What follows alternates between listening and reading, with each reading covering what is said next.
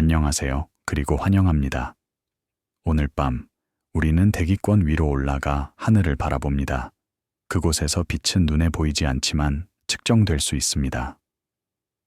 1991년 나사의 컴프턴 감마선 관측소는 짧고 강렬한 신호를 기록하기 시작했습니다.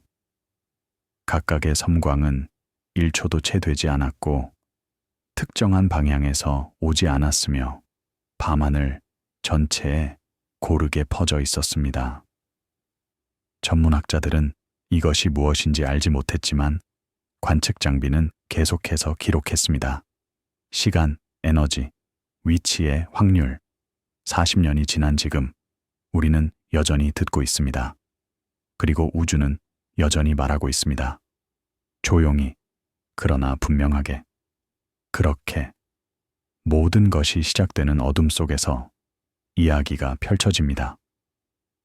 1991년 4월 말 지구 궤도를 도는 컴프턴 감마선 관측소의 계측기들은 일상적인 배경 수치를 기록하고 있었습니다. 우주선 입자가 감지기를 통과하고 지구 대기권의 가장자리에서 산란된 광자들이 간헐적으로 등록되었으며 시스템은 이러한 신호들을 예상된 잡음으로 분류했습니다. 그러나 4월 19일 감마선 개수율이 갑자기 상승했습니다. 초당 몇 개의 광장에서 수십 개로 증가했고 몇 초 동안 지속되다가 다시 기준선으로 돌아왔습니다. 이 패턴은 기록되었고 시간이 표시되었으며 에너지 채널별로 분류되었습니다. 다음 날 또 다른 상승이 있었습니다. 그 다음 주에도 마찬가지였습니다. 매번 신호는 짧았고 예측할 수 없었으며 하늘의 다른 지역에서 왔습니다. 컴프턴 관측소는 1991년 4월 5일에 발사되었으며 고도 약 450km의 저궤도에 배치되었습니다. 관측소는 4개의 주요 계측기를 실었는데 그중 하나가 폭발 및 과도 현상 탐지 실험, 즉 베이츠였습니다. 베이츠는 우주선의 8 모서리에 배치된 감지기들로 구성되어 있었으며 각 감지기는 하늘의 넓은 영역을 모니터링하도록 설계되었습니다. 시스템은 자동으로 작동했습니다. 감마선 개수율이 배경 수준을 초과하면 트리거가 활성화되고 데이터가 저장되며 시간과 에너지 정보가 기록되었습니다. 이 과정에는 인간의 개입이 필요하지 않았습니다. 계측기는 듣고 측정하고 기록했습니다. 초기 몇 주 동안 연구팀은 이러한 폭발이 실제인지 확인하기 위해 데이터를 검토했습니다. 감마선 폭발과 다른 현상들, 우주선 사건, 전자결함, 지구 대기권에서 산란된 광자들을 구별하는 것이 중요했습니다. BATSE 팀은 각 트리거를 분석하여 시간 프로필, 에너지 스펙트럼, 그리고 여러 감지기에서의 신호 분포를 조사했습니다. 실제 천체 폭발은 특정한 특성을 보였습니다. 짧은 지속 시간, 높은 에너지 광자, 그리고 여러 감지기에서 일관된 패턴. 이러한 기준을 통과한 사건들은 카탈로그에 추가되었습니다. 그렇지 않은 것들은 배경으로 분류되었습니다. 1991년 말까지 BATSE는 수십 개의 확인된 폭발을 기록했습니다. 이 폭발들이 어디서 왔는지는 즉시 명확하지 않았습니다. BATSE의 감지기는 좁은 영역을 촬영하도록 설계되지 않았습니다.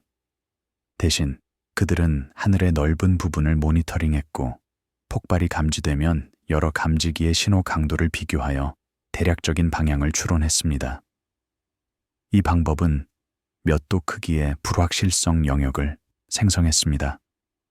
천문학적 기준으로는 넓지만 폭발이 갤럭시 평면에 집중되어 있는지 또는 하늘 전체에 퍼져 있는지 판단하기에는 충분했습니다. 첫 해의 데이터가 축적되면서 분포가 나타나기 시작했습니다. 폭발들은 어느 한 방향을 선호하지 않았습니다. 그들은 갤럭시 중심 근처에서 더 자주 발생하지 않았고 갤럭시 평면을 따라 집중되지도 않았습니다. 대신 그들은 거의 균등하게 도착했습니다. 등방성이라고 불리는 패턴입니다. 이 관찰은 중요한 의미를 가졌습니다. 만약 폭발들이 우리 은하 내의 별들에서 왔다면 그들은 갤럭시 평면을 따라 집중되어야 했습니다. 왜냐하면 대부분의 별들이 그곳에 있기 때문입니다. 등방성 분포는 다른 것을 시사했습니다.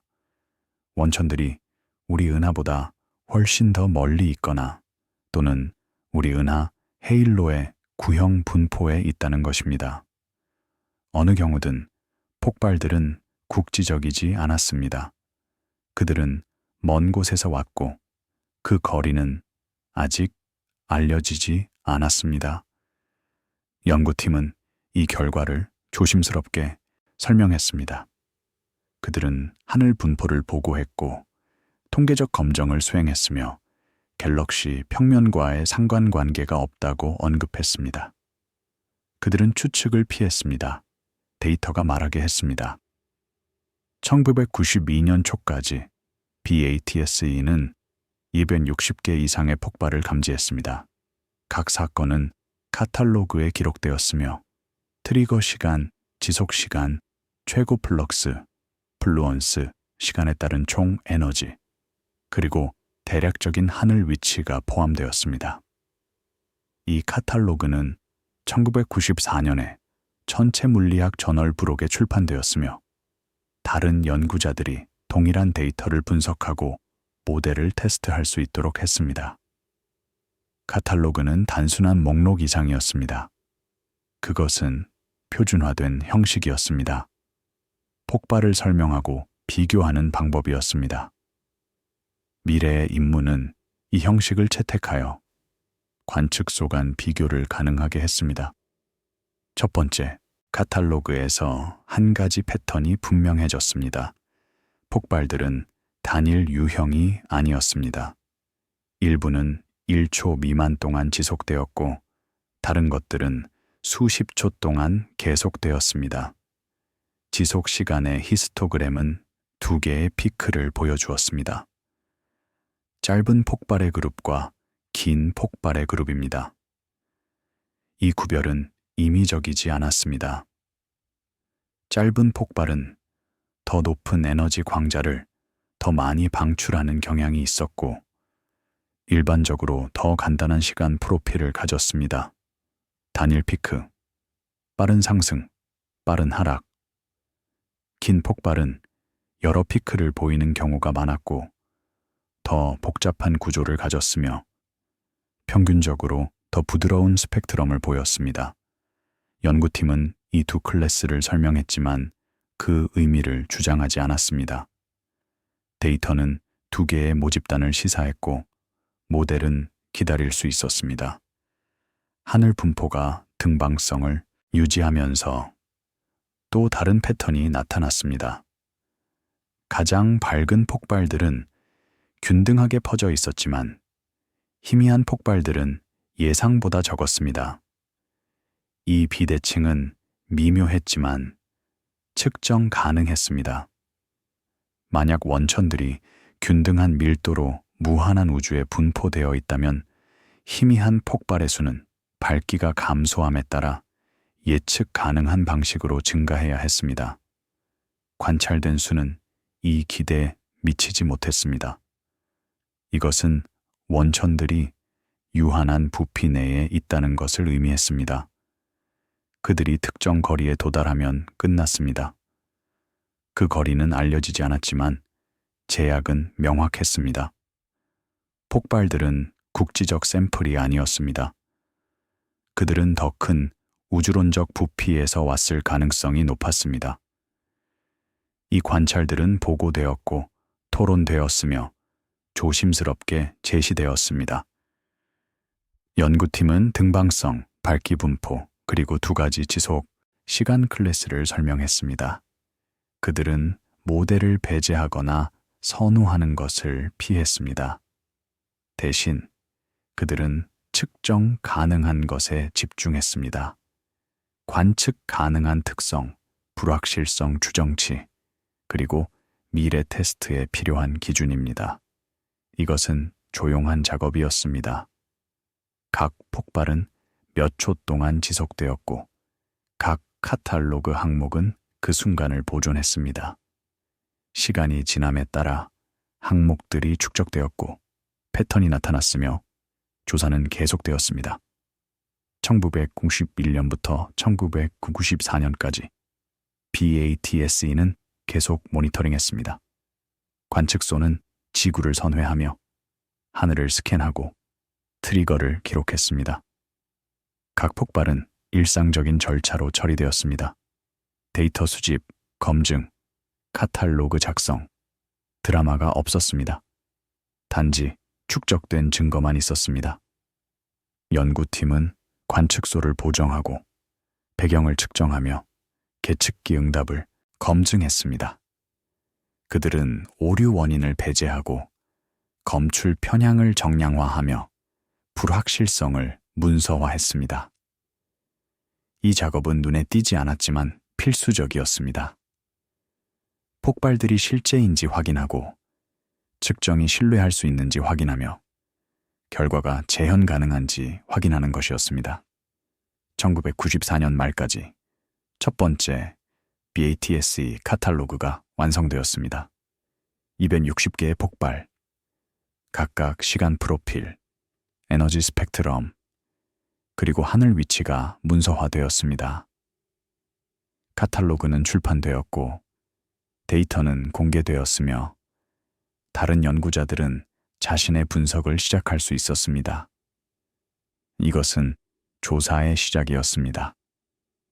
폭발들이 실제였고 그들의 분포가 측정되었으며 그들의 특성이 기록되었습니다. 그 다음 질문은 실용적이었습니다. 그들을 더 정확하게 위치시키고 대응물을 찾고 그 거리를 측정하는 방법입니다. 그 답은 다음 몇 년 동안 올 것입니다. 조용히 한 번에 하나의 관찰식, 등방성 분포는 해석 문제를 제기했습니다. 만약 폭발들이 우리 은하의 별들에서 왔다면 그들은 갤럭시 평면을 따라 집중되어야 했습니다. 만약 그들이 은하 원반의 중성자별에서 왔다면 분포는 여전히 비대칭을 보여야 했습니다. 관찰된 등방성은 이러한 모델들과 일치하지 않았습니다. 두 가지 가능성이 남았습니다. 첫째, 원천들이 우리 은하 헤일로, 갤럭시를 둘러싼 구형 영역에 분포되어 있을 수 있습니다. 둘째, 그들이 훨씬 더 멀리 다른 은하들에 있을 수 있습니다.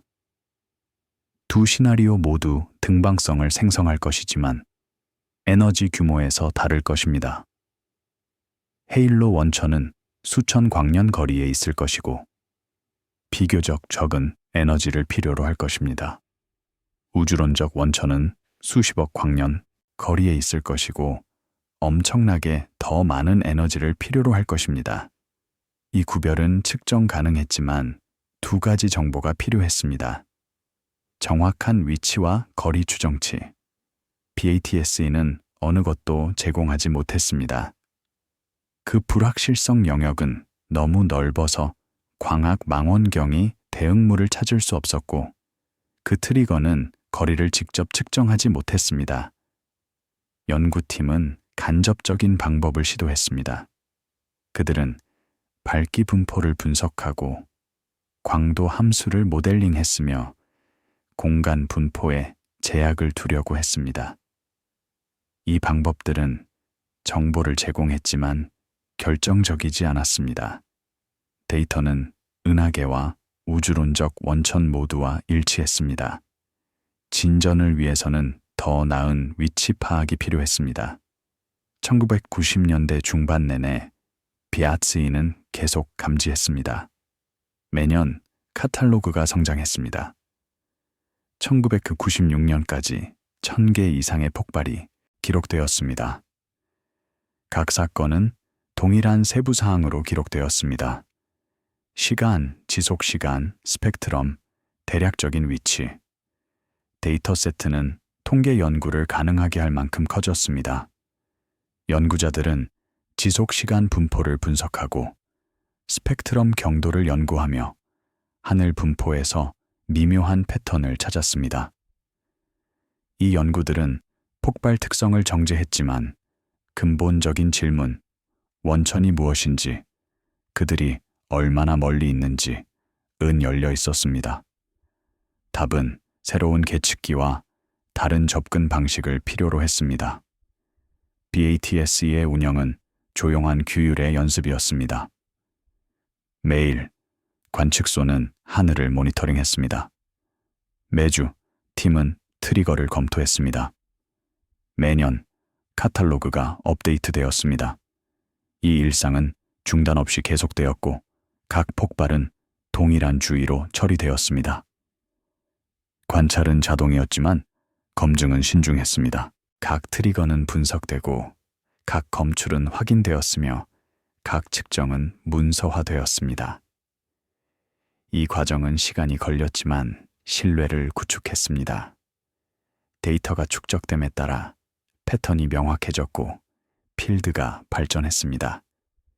관측소는 또한 다른 시스템과 협력했습니다. BATSE가 폭발을 감지하면 그것은 세계 네트워크에 경보를 보냈습니다. GCN, 감마선, 폭발 좌표, 네트워크. 이 시스템은 다른 관측소들에게 알렸고 그들은 후속 관찰을 시도할 수 있었습니다. 그러나 BATSE의 위치는 너무 불확실했습니다. 몇 도의 불확실성 영역은 수천 개의 별과 은하를 포함했습니다. 광학 망원경은 올바른 대응물을 식별할 수 없었고 라디오 안테나는 너무 많은 원천을 찾았습니다. 후속 관찰은 가능했지만 효과적이지 않았습니다.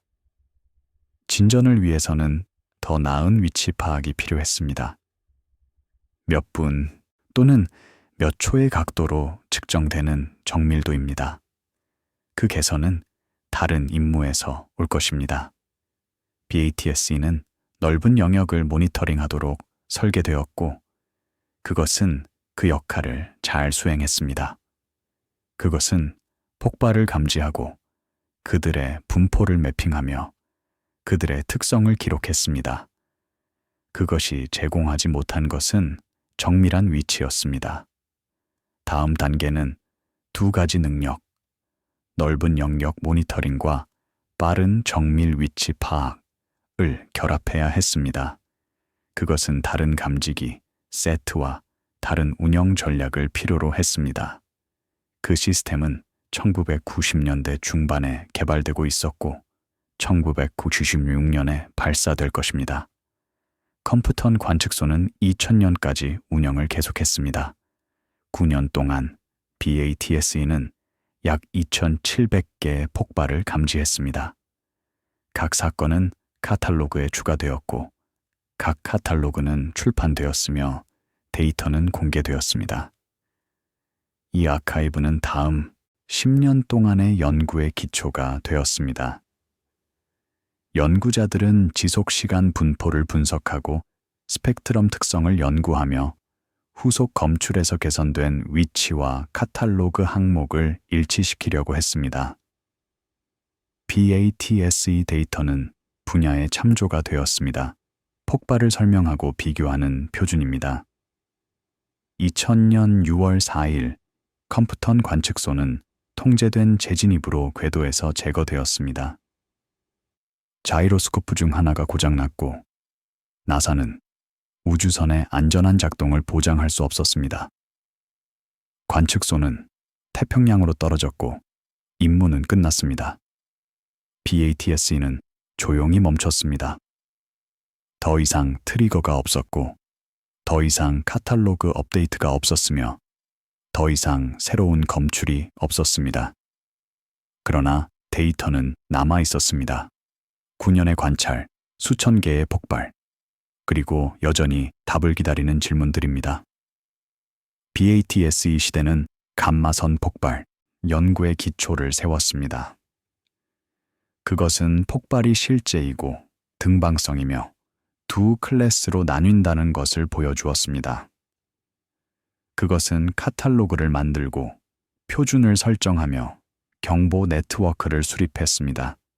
그것이 제공하지 못한 것은 정확한 위치와 거리였습니다. 그 답은 다음 세대의 계측기에서 올 것입니다. 빠르게 위치를 파악하고 희미한 원천을 찾으며 스펙트럼을 측정하도록 설계된 시스템입니다. 전화는 1996년에 시작되었고 1997년에 결과를 생산할 것입니다. 조용히 새로운 방법으로 그리고 여전히 환자 관찰에 의존합니다. 1996년 4월 30일 이탈리아 네덜란드 위성 베포스 X가 케이프 커네버럴에서 발사되었습니다. 우주선은 저궤도에 배치되었으며 고도는 약 600km였습니다. 베포스 X는 X선 천문학을 위해 설계되었지만 감마선 폭발을 연구할 수 있는 능력도 포함했습니다. 주요 혁신은 운영 전략이었습니다. 베포스 X는 넓은 영역 모니터와 좁은 영역 X선 망원경을 모두 가지고 있었습니다. 감마선 폭발이 넓은 영역 모니터에 의해 감지되면 팀은 우주선을 재빨리 회전시켜 좁은 영역 계측기로 같은 영역을 관찰할 수 있었습니다. 이것은 정밀한 위치 파악을 가능하게 했습니다. 몇 도가 아닌 몇 분 각도로 측정됩니다. 베포스 X의 운영 절차는 신중하게 계획되었습니다. 넓은 영역 감마선 폭발 모니터 GRBM 가 폭발을 감지하면 시스템은 즉시 데이터를 기록했습니다. 그런 다음 팀은 우주선을 회전시키기 전에 폭발이 끝날 때까지 기다렸습니다. 이 지연은 중요했습니다. 왜냐하면 X선 망원경은 좁은 시야를 가지고 있었고 폭발이 여전히 진행 중일 때 가리킬 수 없었기 때문입니다. 대신 팀은 폭발이 희미해진 후 관찰했습니다. 원천이 여전히 X선을 방출하고 있는지 확인하기 위해서입니다. 이 접근 방식은 가정에 의존했습니다.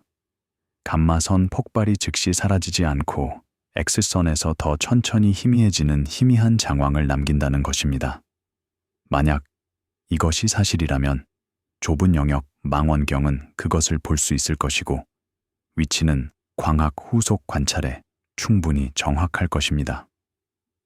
1996년과 1997년 초에 베포스 X는 여러 폭발을 감지했습니다. 각 검출 후 팀은 우주선을 회전시키고 X선 망원경으로 관찰했습니다. 일부 경우에 그들은 희미한 X선 원천을 찾았습니다. 다른 경우에는 아무것도 보이지 않았습니다. 긍정적인 검출은 조심스럽게 분석되었습니다. 팀은 X선 원천이 우연의 일치가 아닌지 확인해야 했습니다. 우주선과 관련이 없는 무관한 별이나 은하, 그들은 원천의 위치, 밝기, 그리고 스펙트럼을 측정하고 그것이 감마선 폭발 위치와 일치하는지 확인했습니다. 일치하는 경우 그들은 경보를 보냈습니다. GCN 시스템을 통해 지상 망원경에게 알렸습니다. 이것은 광학 관찰자들에게 작은 하늘 영역을 검색할 수 있는 기회를 주었습니다. 1997년 2월 28일 베포스 X는 지속 시간이 약 80초인 감마선 폭발을 감지했습니다. 폭발은 GRB 97028로 분류되었습니다. 이름은 검출 날짜를 나타냅니다. 폭발이 끝난 후 팀은 우주선을 회전시키고 좁은 영역 X선 카메라 NFI로 관찰했습니다. 8시간 후 그들은 희미한 X선 원천을 감지했습니다. 원천의 위치는 약 1분 각도 정밀도로 측정되었습니다. 이는 광학 후속 관찰에 충분했습니다. 베포스 X팀은 GCN을 통해 위치를 배포했고 여러 광학 망원경이 응답했습니다. 영국의 윌리엄 허셜 망원경은 폭발 후 이 1시간의 위치를 관찰했습니다. 천문학자들은 베포세이엑스 오류 상자 내에서 희미한 광학 원천을 찾았습니다. 원천은 이전 하늘 조사에서 보이지 않았습니다. 그것은 새로운 것처럼 보였고 그 위치는 X선 원천과 일치했습니다. 다음 며칠 동안 다른 망원경들이 후속 관찰을 했습니다. 원천은 희미해지고 있었습니다. 광도가 예측 가능하게 감소했습니다. 각 관찰에서 더 희미해졌습니다. 이 행동은 장왕과 일치했습니다. 감마선 폭발에 확장된 방출이 가시광선 파장에서 보입니다. 이 검출은 1997년 5월 네이처에 보고되었습니다. 논문은 배포 SAX X선 검출, 광학 대응물, 그리고 희미해지는 행동을 설명했습니다. 저자들은 이것을 첫 번째 확인된 감마선 폭발 잔광으로 다루었습니다. 폭발을 광학 파장에서 추적할 수 있는 최초의 경우입니다. 위치는 광학 망원경이 숙주 은하를 찾을 수 있을 만큼 충분히 정확했습니다. 폭발 후에도 남아있는 희미한 은하입니다. 이 숙주는 거리 추정을 가능하게 할 것입니다. 왜냐하면 은하의 스펙트럼이 적색 편이 팽창하는 우주에서의 거리 측정을 드러낼 수 있기 때문입니다. 배포 SAX의 성공은 다른 탐지로 이어졌습니다. 1997년 5월 8일 위성은 또 다른 폭발 GRB 9G1008을 감지했습니다. 동일한 절차가 따랐습니다. X선 관찰, 위치 분배, 광학 후속 관찰. 이번에는 광학 원천이 더 밝았고 스펙트럼이 얻어졌습니다. 스펙트럼은 흡수선을 보여주었습니다. 특정 파장에서의 딥으로 개입하는 물질의 존재를 나타냅니다. 선의 파장은 적색 편이 되었습니다. 예상 위치에서 이동했습니다. 이동 정도는 거리를 나타냈습니다. 연구팀은 연 835의 적색 편의를 측정했는데 이는 약 60억 광년의 거리에 해당합니다. 폭발은 우리 은하가 아닌 먼 은하에서 왔습니다. 이것은 직접적인 거리 측정이었습니다. 더 이상 추론이나 모델링이 아닙니다. GRB 9K0008의 스펙트럼은 1997년 5월 네이처에 보고되었습니다. 논문은 적색 편의, 거리, 그리고 함의를 설명했습니다. 폭발이 60억 광년 떨어져 있다면 도착한 감마선은 엄청난 에너지 방출을 나타냈습니다. 등방적으로 방출된다고 가정하면 모든 방향으로 균등하게 총 에너지는 태양이 일생 동안 방출하는 것보다 많을 것입니다. 이 추정은 나중에 정제될 것입니다. 왜냐하면 방출이 등방적이지 않고 좁은 제트로 집중되기 때문입니다. 그러나 심지어 제트를 고려하더라도 에너지는 엄청났습니다. 감마선 폭발은 우주에서 가장 밝은 폭발이었습니다. 배포 SAX 탐지는 계속되었습니다. 1997년과 1998년 동안 위성은 수십 개의 폭발을 감지하고 그들의 잔광을 위치시켰습니다. 각 탐지는 절차를 정제했습니다. 팀은 우주선을 더 빨리 회전시키는 방법을 배웠고 더 희미한 원천을 탐지했으며 위치를 더 빨리 배포했습니다. 광학 관찰자들도 적응했습니다. 그들은 자동 경보에 응답하고 표적을 빠르게 획득하며 잔광이 여전히 밝을 때 스펙트럼을 얻도록 절차를 개발했습니다. 이 협력은 효율적인 되었습니다. 폭발이 탐지되고 위치가 개선되었으며 광학 관찰이 몇 시간 내에 시작되었습니다. 장왕 관찰은 새로운 종류의 연구를 가능하게 했습니다. 폭발이 위치되면 천문학자들은 며칠, 몇 주 또는 몇 달 동안 추적할 수 있었습니다. 그들은 장왕이 희미해지는 방식을 측정하고 스펙트럼이 시간에 따라 어떻게 변하는지 연구하며 라디오와 X선 파장에서 관찰할 수 있었습니다. 이 다중 파장 연구는 방출 메커니즘을 이해하는 데 도움이 되었습니다. 장황은 충격파에 의해 생성되는 것으로 믿어졌습니다. 폭발에서 나온 물질이 주변 매질과 충돌하면서 입자를 가속하고 광자를 방출합니다. 희미해지는 속도, 스펙트럼 모양, 그리고 다중 파장 행동은 모두 이 모델과 일치했습니다. 베포섹스 장관은 또한 숙주 은하를 식별할 수 있게 했습니다. 장황이 희미해진 후 천문학자들은 같은 위치를 다시 관찰했습니다. 많은 경우에 그들은 희미한 은하를 찾았습니다. 광학 원천이 사라진 후에도 남아있는 기본 빛입니다. 이 숙주 은하들은 폭발의 환경에 대한 단서를 제공했습니다. 일부는 작고 푸른 별 형성 은하였습니다. 다른 것들은 더 크고 오래되었습니다. 숙주 유형의 다양성은 폭발이 단일 종류의 환경에 제한되지 않는다는 것을 시사했습니다. 그들은 별들이 형성되는 곳, 별들이 진화하는 곳, 그리고 별들이 죽는 곳에서 발생할 수 있었습니다. 베포 SAX의 운영은 2002년까지 계속되었습니다. 6년 동안 위성은 약 50개의 장왕을 위치시켰습니다. 각 검출은 데이터베이스에 추가되었고 각 위치는 광학 후속 관찰을 가능하게 했으며 각 숙주 은하는 폭발의 환경에 대한 정보를 제공했습니다. 베포 SAX 데이터는 분야를 변화시켰습니다. 감마선 폭발은 더 이상 알려지지 않은 위치의 짧은 신호가 아니었습니다. 그들은 추적 가능한 사건이었습니다. 장왕, 숙주, 그리고 측정 가능한 거리를 가진 관찰 가능한 현상입니다.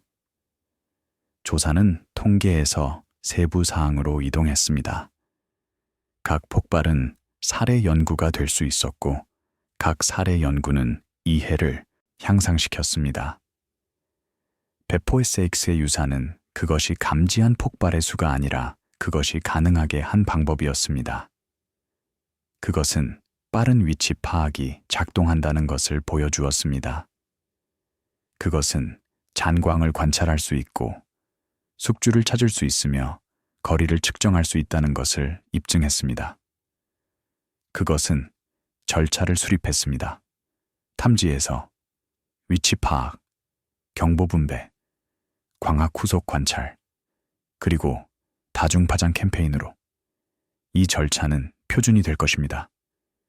다음 세대의 임무들은 그것을 채택하고 개선하며 더 빠르고 더 정확하게 만들 것입니다. 그러나 기본 접근 방식, 빠른 위치 파악, 즉각적인 후속 관찰, 그리고 인내심 있는 분석은 동일하게 유지될 것입니다. 2002년 4월, 베포 SAX는 재진입되었습니다.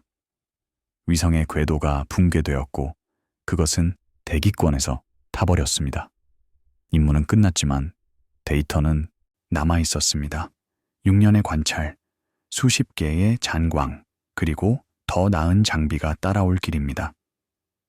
다음 단계는 이미 계획되고 있었습니다. 더 빠르게 회전할 수 있고 더 희미한 원천을 탐지하며 더 많은 폭발을 관찰할 수 있는 위성들입니다. 그 임무들은 1990년대 후반에 개발되고 있었고 2000년대 초반에 발사될 것입니다. 그들은 베포 SAX가 시작한 작업을 계속할 것입니다. 조용히, 체계적으로, 그리고 환자 관찰로. 베포 SAX 잔광이 축적됨에 따라 새로운 질문들이 나타났습니다. 폭발들은 우주론적 거리에 있었지만 그들은 모두 똑같지 않았습니다. 일부는 밝았고 일부는 희미했습니다. 일부는 빠르게 희미해졌고 다른 것들은 천천히 희미해졌습니다. 일부는 청색 숙주 은하에 있었고 다른 것들은 적색 은하에 있었습니다. 이 다양성은 폭발이 단일 원천, 유형에서 오지 않는다는 것을 시사했습니다. BATSE는 이미 두 가지 지속시간 클래스를 식별했습니다. 짧은 폭발과 긴 폭발. 배포 SRX 장관은 이제 이러한 클래스를 환경과 연결할 수 있게 했습니다. 긴 폭발은 종종 청색 별 형성 은하에서 발견되었습니다. 짧은 폭발은 환경에서 더 다양해 보였습니다.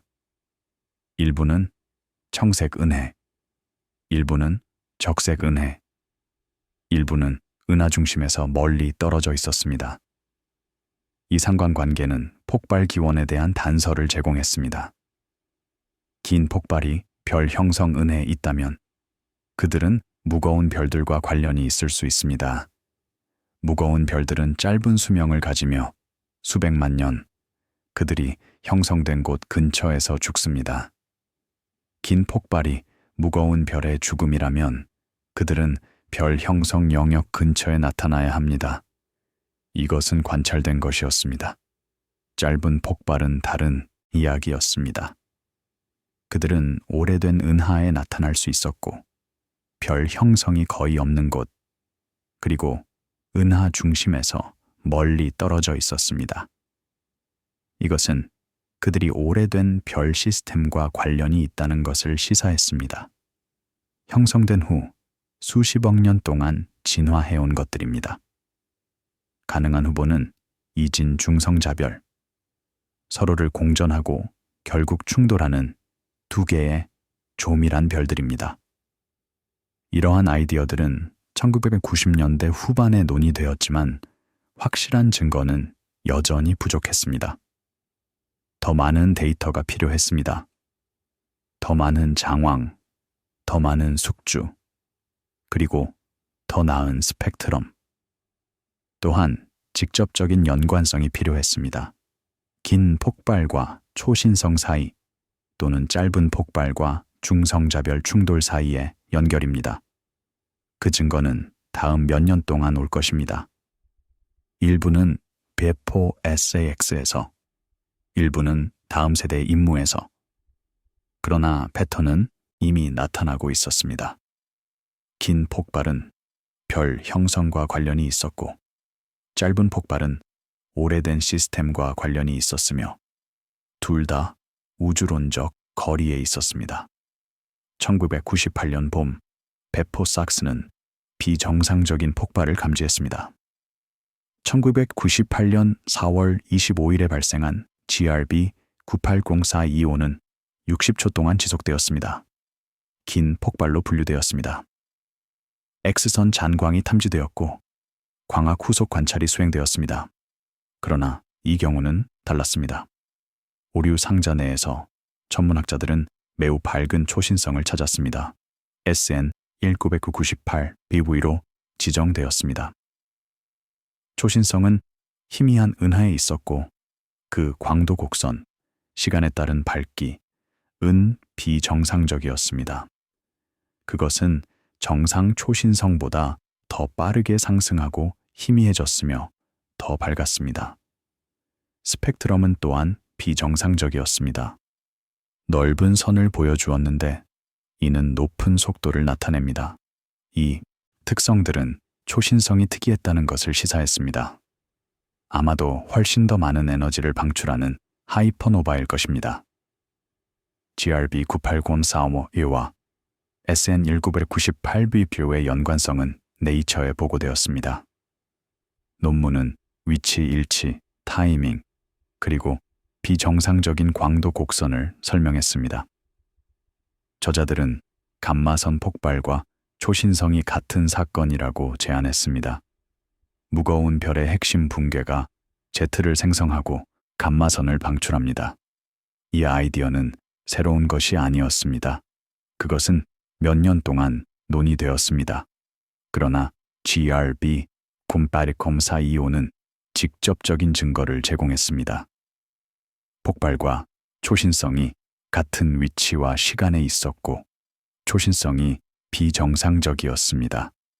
일반적인 핵심 붕괴보다 더 격렬했습니다. 이것은 긴 감마선 폭발이 일부 초신성의 초기 단계일 수 있다는 것을 시사했습니다. 이 연관성은 논쟁의 여지가 있었습니다. 일부 연구자들은 위치 일치가 우연의 일치일 수 있다고 주장했습니다. 같은 은하에서 발생한 두 개의 무관한 사건입니다.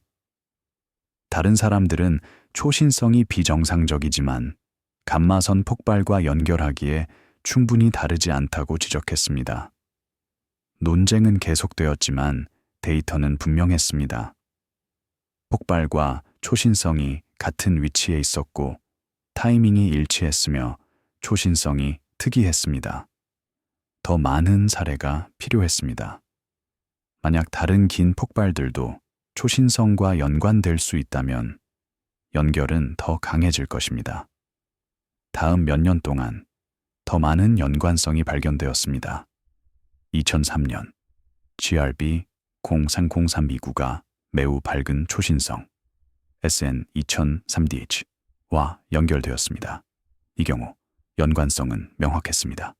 폭발과 초신성이 같은 위치에 있었고 초신성의 스펙트럼이 광대역이었으며 광도 곡선이 SN 1998부와 유사했습니다.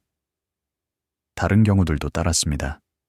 2006년까지 여러 긴 폭발들이 초신성과 연결되었습니다.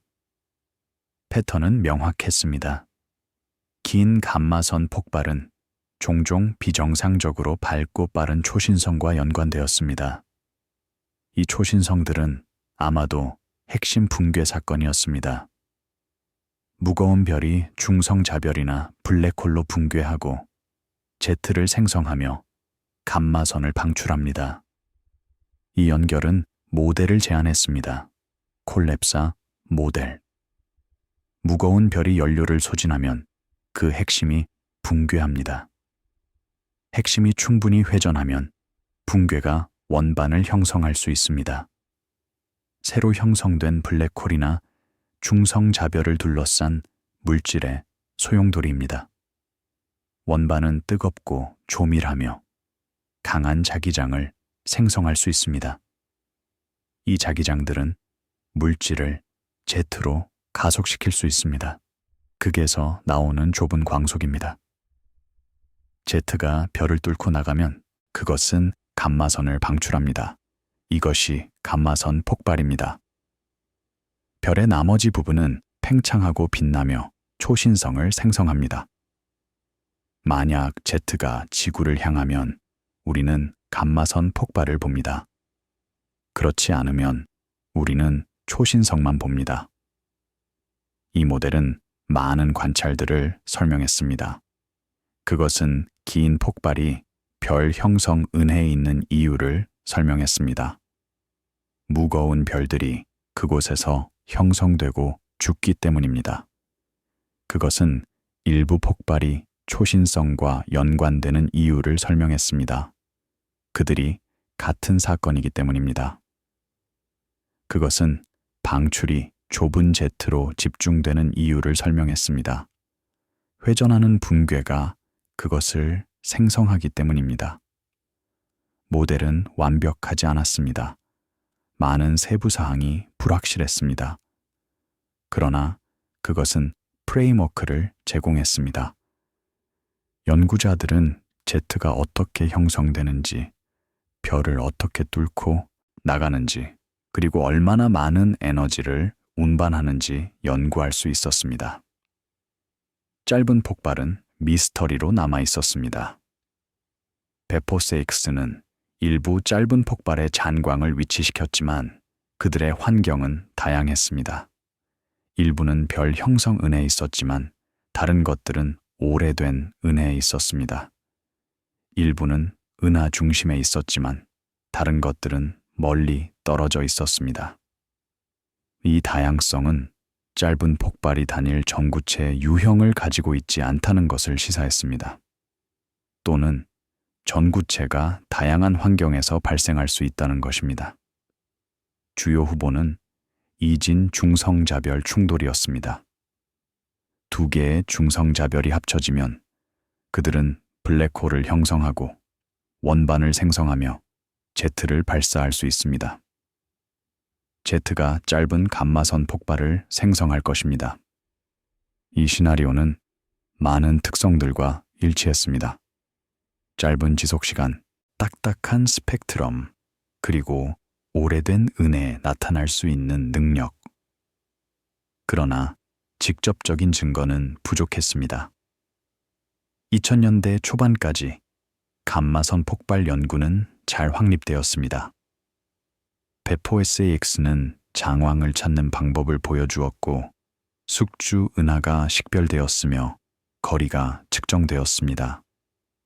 긴 폭발은 초신성과 연결되었고 짧은 폭발은 오래된 시스템과 연관되었습니다.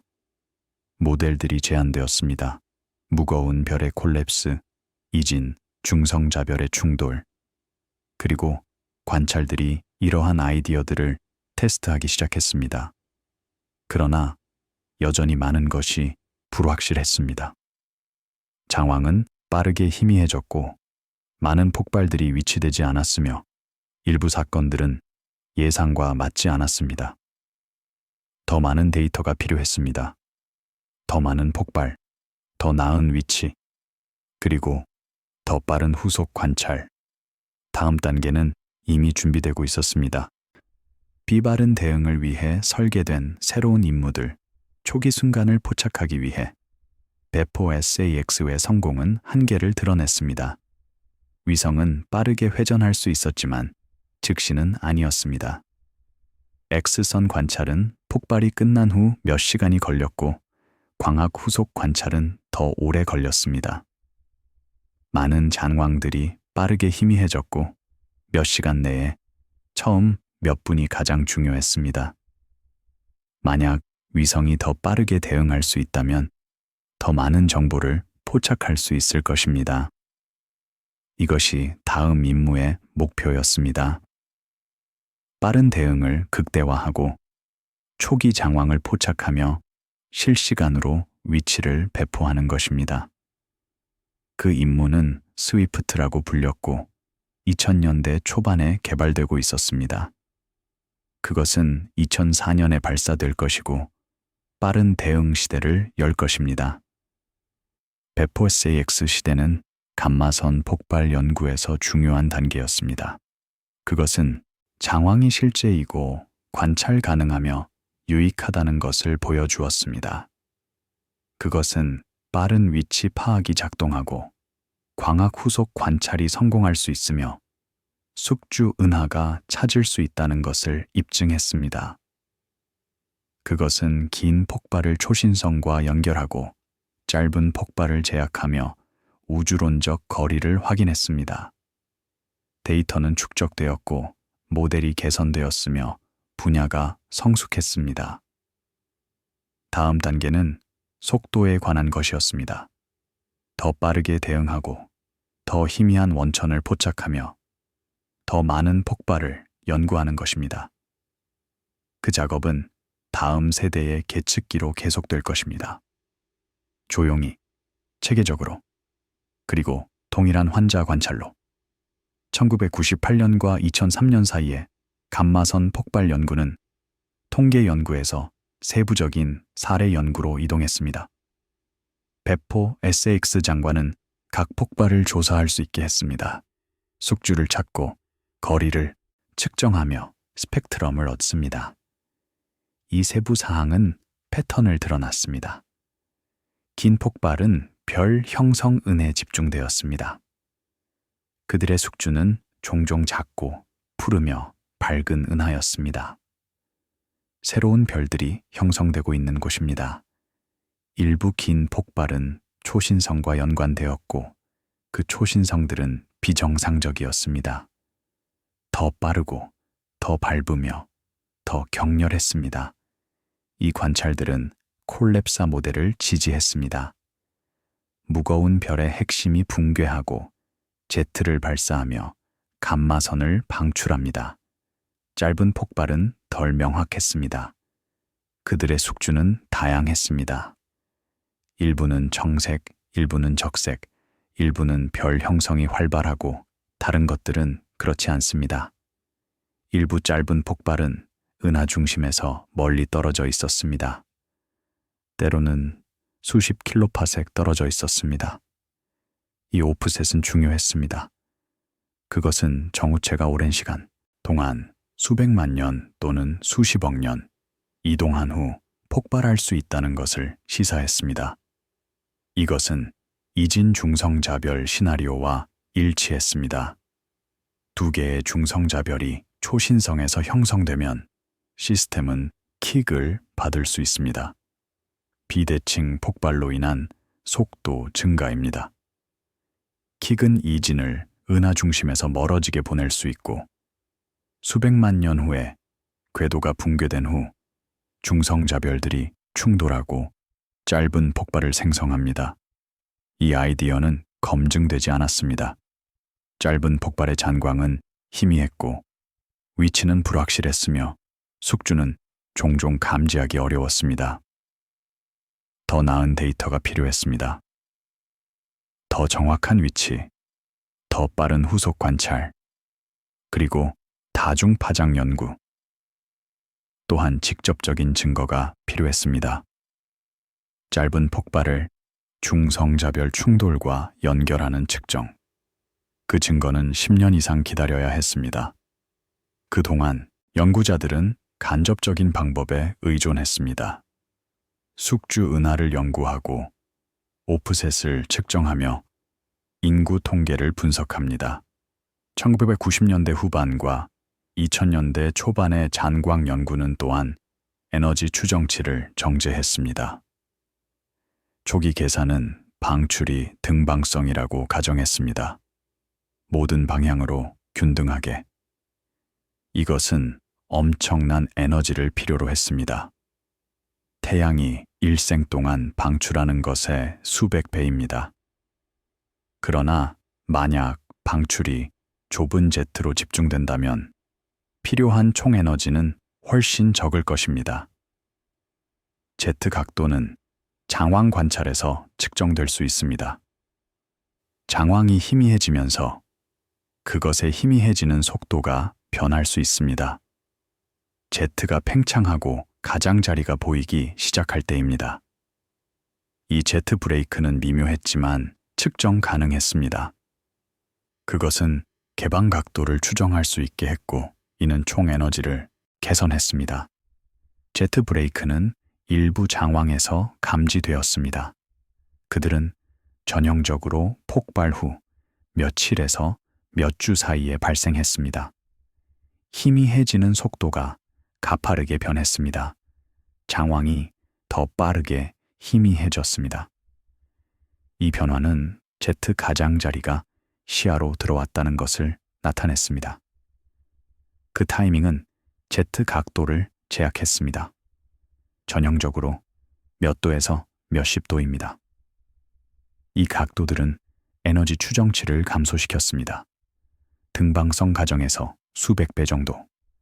감소된 추정치는 여전히 거대했습니다. 태양의 일생 에너지에 필적하거나 초과합니다. 그러나 그들은 더 현실적이었습니다.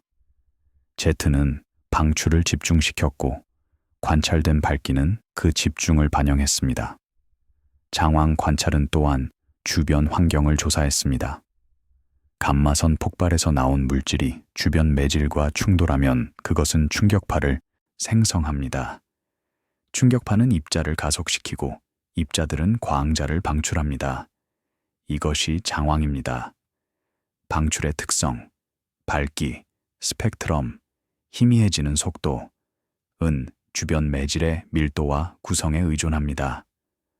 밀도가 높으면 장관은 더 밝고 더 오래 지속됩니다. 밀도가 낮으면 장황은 희미하고 빠르게 희미해집니다. 장황 데이터를 분석함으로써 연구자들은 매질의 밀도를 추정할 수 있었습니다. 별이 폭발하기 전에 방출한 물질의 양입니다. 일부 장황은 또한 먼지에 의한 소멸을 보여주었습니다. 먼지는 빛을 산란시키고 흡수하여 장황을 희미하고 더 붉게 만듭니다.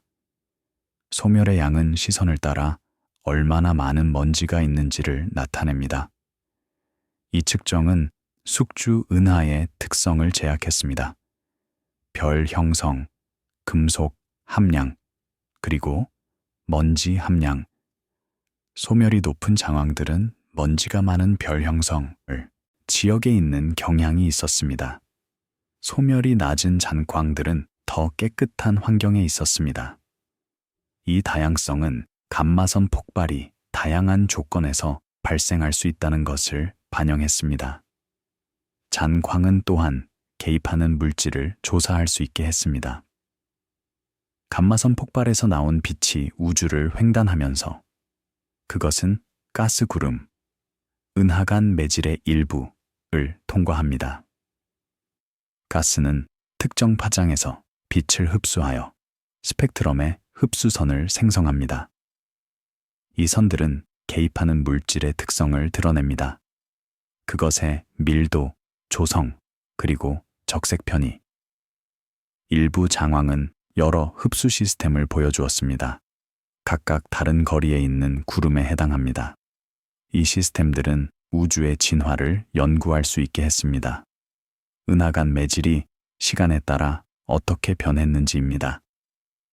1998년에서 2003년까지 수십 개의 장황이 연구되었습니다. 각 관찰은 데이터를 추가했습니다. 광도 곡선, 스펙트럼, 숙주 이미지, 그리고 다중 파장 데이터. 데이터는 축적되었고 패턴이 나타났으며 모델이 개선되었습니다. 긴 폭발은 별 형성 은하, 초신성, 그리고 제트와 연결되었습니다. 짧은 폭발은 덜 명확했지만 증거는 오래된 시스템과 이진 충돌을 가리켰습니다. 에너지 추정치는 정제되었고 환경이 특성화되었으며 먼지와 개입하는 가스가 측정되었습니다. 분야는 성숙했습니다. 발견에서 특성화로 이동하면서. 그러나 여전히 한계가 있었습니다. 많은 폭발들이 위치되지 않았고 많은 잔광들이 너무 희미했으며 많은 숙주들이 탐지되지 않았습니다. 후속 관찰은 종종 느렸습니다. 폭발 후 몇 시간 또는 며칠이 걸렸습니다. 초기 순간, 첫 몇 분이 놓쳤습니다. 이 순간들은 중요했습니다. 그들은 제트에 대한 정보, 충격파, 그리고 주변 매질을 포함했습니다. 그들을 포착하려면 더 빠른 대응이 필요했습니다. 몇 초 또는 몇 분 내에 회전할 수 있고 즉시 관찰을 시작하며 실시간으로 데이터를 전송할 수 있는 위성입니다. 그 위성은 계획되고 있었습니다.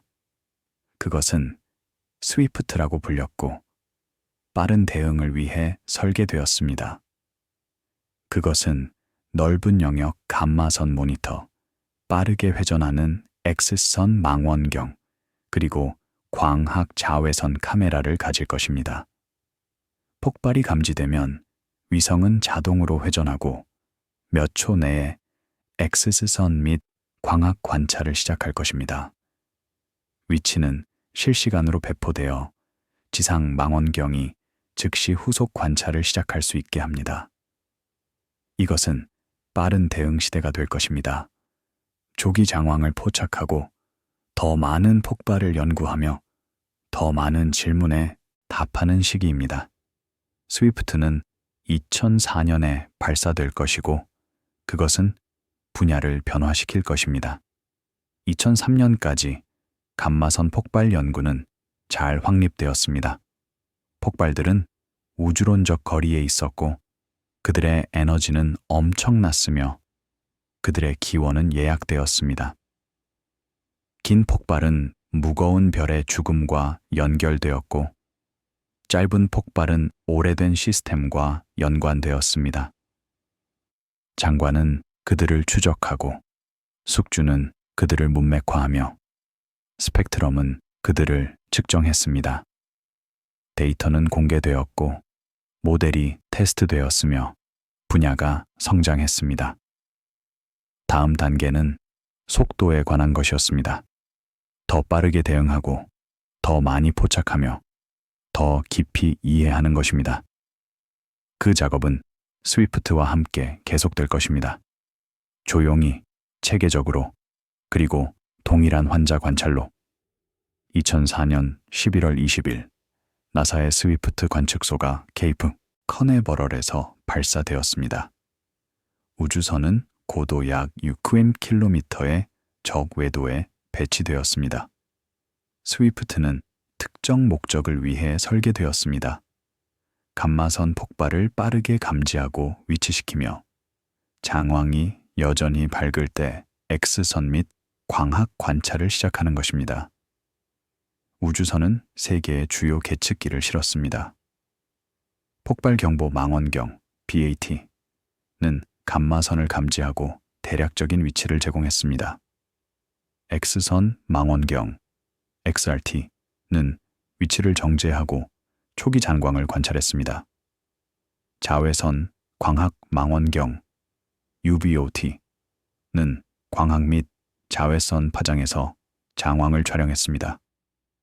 이 세 계측기는 함께 작동하여 단일 폭발에 대한 포괄적인 데이터를 제공했습니다. 스위프트의 운영 전략은 속도에 기반했습니다. BAT가 폭발을 감지하면 그것은 즉시 위치를 계산했습니다. 몇 분 각도 정확도로. 그런 다음 우주선은 자동으로 회전했습니다. 전형적으로 60, 90초 내에. 그래서 XRT와 UVOT가 같은 영역을 관찰할 수 있었습니다. XRT는 X선에서 장광을 감지하고 위치를 몇 초 각도로 정제했습니다. UVOT는 광학 이미지를 촬영했고 종종 희미한 광학 대응물을 찾았습니다. 이 모든 과정은 몇 분 내에 발생했습니다. 배포 SAX보다 훨씬 빠릅니다. 위치는 GCN을 통해 즉시 배포되어 지상 망원경이 폭발 후 몇 분 또는 몇 시간 내에 후속 관찰을 시작할 수 있게 했습니다. 스위프트의 첫 해는 생산적이었습니다. 위성은 수십 개의 폭발을 감지하고 그들의 장왕을 위치시키며 초기 데이터를 수집했습니다. 각 검출은 동일한 방식으로 처리되었습니다. BAT 트리거, 자동 회전, XRT 및 UVOT 관찰, 그리고 위치 분배. 절차는 표준화되었고 데이터는 일괄되었으며 결과는 빠르게 축적되었습니다. 2005년 말까지 스위프트는 100개 이상의 폭발을 감지했습니다. 각 사건은 카탈로그에 추가되었고 각 위치는 후속 관찰을 가능하게 했으며 각 장관은 데이터를 제공했습니다. 스위프트의 빠른 대응은 새로운 종류의 연구를 가능하게 했습니다. 초기 장왕, 첫 몇 분과 몇 시간은 이전에 대부분 놓쳤습니다. 스위프트는 그들을 포착할 수 있었고 데이터는 새로운 특징들을 드러났습니다. 일부 장황은 빠른 희미해짐을 보여주었습니다. 첫 몇 시간 동안 밝기가 급격히 감소했습니다. 다른 것들은 플레어를 보여주었습니다. 갑작스러운 밝기 증가 후 정상 희미해짐으로의 복귀. 이러한 특징들은 예상치 못한 것이었고 그들은 제트와 충격파에 대한 새로운 정보를 제공했습니다. 빠른 희미해짐은 제트가 초기에 더 좁았다는 것을 시사했고 나중에 확장되었습니다. 플레어는 중앙 엔진, 블랙홀이나 중성자별, 이 폭발 후 몇 분 또는 몇 시간 동안 활동을 계속했다는 것을 시사했습니다. 스위프트는 또한 짧은 폭발을 연구할 수 있게 했습니다. 짧은 폭발의 잔광은 희미했고 그들은 빠르게 희미해졌습니다. 종종 몇 시간 내에. 스위프트의 빠른 대응은 이러한 잔광을 포착하고 그들을 위치시키며 숙주 은하를 식별하는 데 중요했습니다. 2005년과 2007년 사이에 스위프트는 여러 짧은 폭발 잔광을 위치시켰습니다. 그들의 숙주는 다양했습니다. 일부는 별 형성 은하, 일부는 타원 은하, 일부는 오래된 적색 은하였습니다. 일부 짧은 폭발은 은하 중심에서 멀리 떨어져 있었습니다. 때로는 수만 광년 떨어져 있었습니다. 이러한 오프셋은 이진 중성자별 시나리오를 지지했습니다. 중성자별이 형성되고 킥을 받으며 이동하고 수백만 년 후에 충돌합니다. 2005년 5월 스위프트는 짧은 폭발 GRB 000009B를 감지했습니다. 폭발은 0.004초 동안 지속되었습니다. 매우 짧았습니다. XRT는 X선 장광을 감지했고 위치는 타원 은하와 일치했습니다. 별 형성이 없는 오래된 은하. 이것은 짧은 폭발이 오래된 별 인구와 관련이 있을 수 있다는 첫 번째 확실한 증거였습니다. 다른 짧은 폭발이 뒤따랐습니다. 2005년 7월 GRB 050-신공구는 작은 별 형성 은하에서 감지되었지만 은하 중심에서 떨어져 있었습니다. 2005년 10월 GRB 0512221A는 또 다른 타원 은하에서 감지되었습니다. 이 검출들은 짧은 폭발이 다양한 환경에서 발생할 수 있지만 종종 오래된 은하 및 오프셋 위치와 연관된다는 것을 확인했습니다. 스위프트의 데이터는 인구 연구를 가능하게 했습니다. 수백 개의 폭발이 있었기 때문에 연구자들은 통계를 연구할 수 있었습니다. 지속시간 분포, 적색 편의 분포, 숙주 은하 유형, 그리고 에너지 분포. 이 연구들은 감마선 폭발의 전체 모집단을 특성화했습니다. 긴 폭발은 별 형성 은하에서 더 흔했고 그들의 적색 편의는 별 형성 역사를 추적했습니다. 짧은 폭발은 덜 흔했고 그들의 숙주는 더 다양했으며 그들의 적색 편의는 오래된 별 인구를 추적했습니다. 이 패턴들은 전구체 모델을 지지했습니다. 긴 폭발을 위한 무거운 별 붕괴, 짧은 폭발을 위한 이진 중성자별 충돌.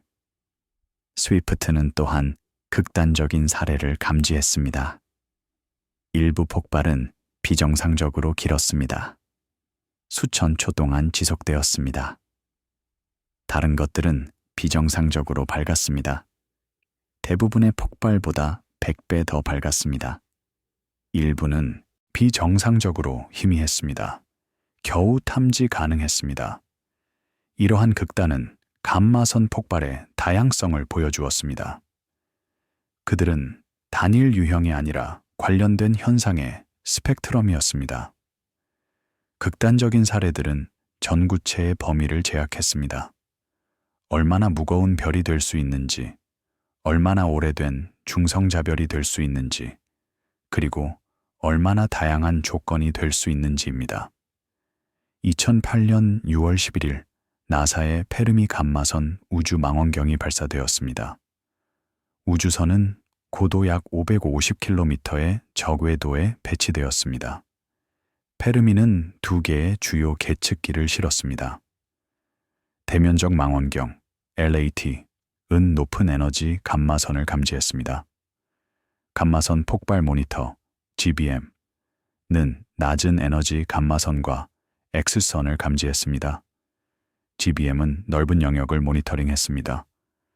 거의 전체 하늘, 그리고 폭발을 빠르게 감지할 수 있었습니다. LAT는 좁은 시야를 가졌지만 더 높은 에너지에서 마감했습니다. 두 계측기가 함께 작동하여 넓은 에너지 범위를 커버했습니다. 페르미는 스위프트를 보완했습니다.